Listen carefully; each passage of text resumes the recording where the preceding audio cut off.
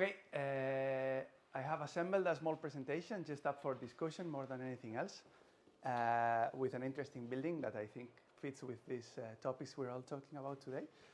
My name is Benat Arregi. I come from TECNALIA, and this first slide is just for a quick recap of things that we find in our work and our ideas on this kind of characterization. So when we talk about building energy performance, there are, of course, factors that are physical and correspond to the building, and factors that are non-physical, more related to occupancy mostly and the use of the building, that are often very significant.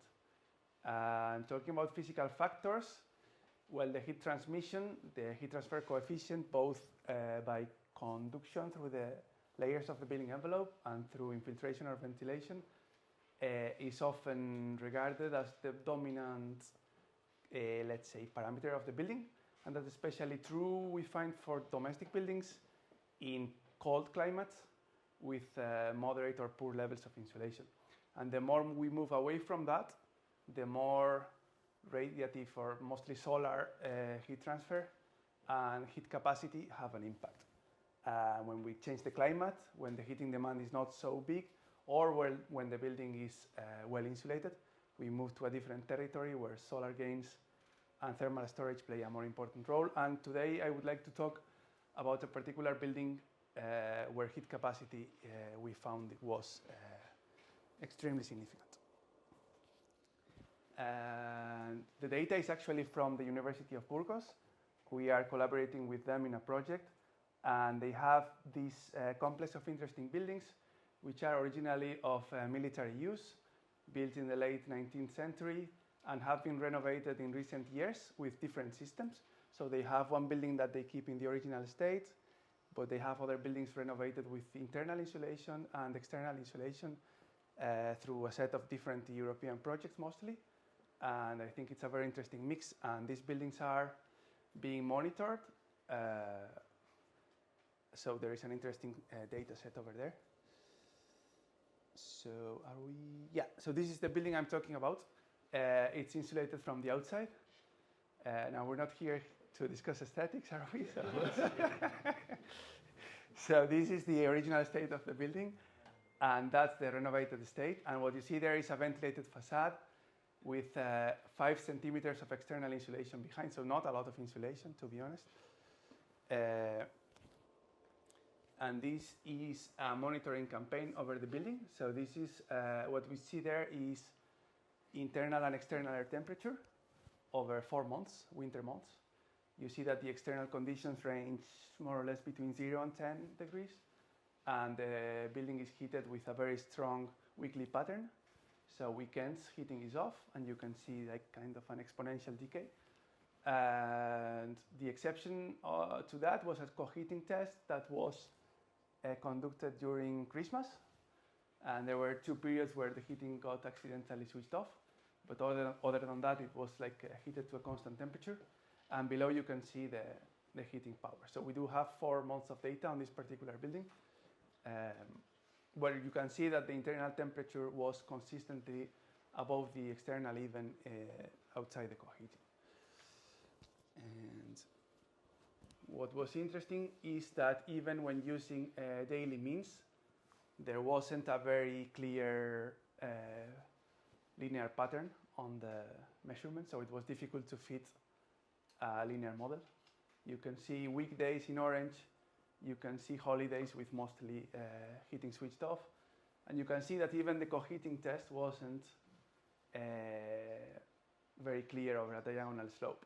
When using weekly averages, we can start seeing fitting a pattern, but in this case, we needed like 4 months of actual data to fit that. So it's quite a difficult building to work with. And that's talking about the measurements over the building.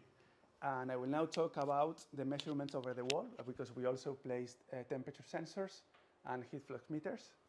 And that's actually the work where I am mostly involved. And this is a study on walls. So here we are measuring surface temperatures, so indoor and outdoor, and heat flux over the internal surface. And this was quite challenging for me at first, because there is actually for every day, indoor temperature is consistently above outdoor temperature. But every night, the heat flux reverses direction. So that's because the building is so insulated to the outside, and it's 5 centimeters of insulation, so not much, but it's sufficient. So it's a particular building where we have a combination of a high thermal mass, because it's a 60 centimeters thick brick with external insulation.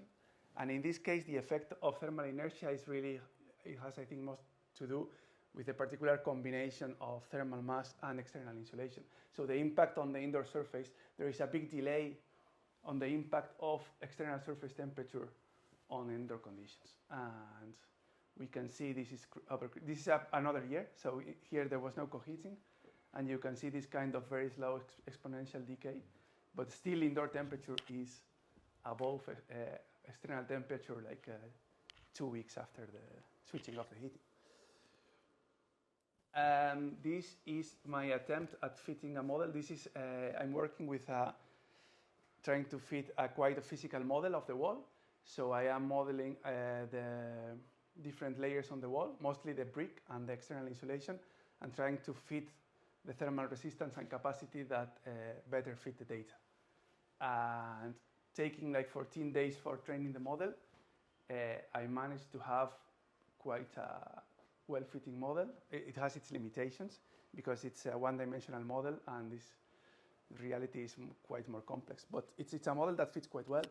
And by applying a step change of temperature to that model, this is the response I get to the internal heat flux to a step excitation on the external temperature. So this would be the steady state condition. So after the first day, 24 hours, we're still like 5% of the heat flow that we would have in a steady state. And then it takes like 1 week, and even after 2 weeks, we are like 95% there. So it is, this is with 5 centimeters of insulation. There is another building that has 20, so I presume that one will be still more extreme. And yeah, so that's what I wanted to show. I'm working at wall level, so that's my domain at the moment. I don't have a solution for the building, but I presume fitting the kind of dynamic methods we've been talking about. And this fits also with the presentation that Simon has shown before, and he was talking about the amount of hours needed to fit each building. So this, I presume this would be quite an extreme example. And then again, looking back at this other slide, this is a confirmation. During this Christmas period, then when the heating was switched off, the heat flow was still inwards for 14 days before the heat flux was actually flown from the inside to the outside. Yeah. So that's all from my side. Thank you very much.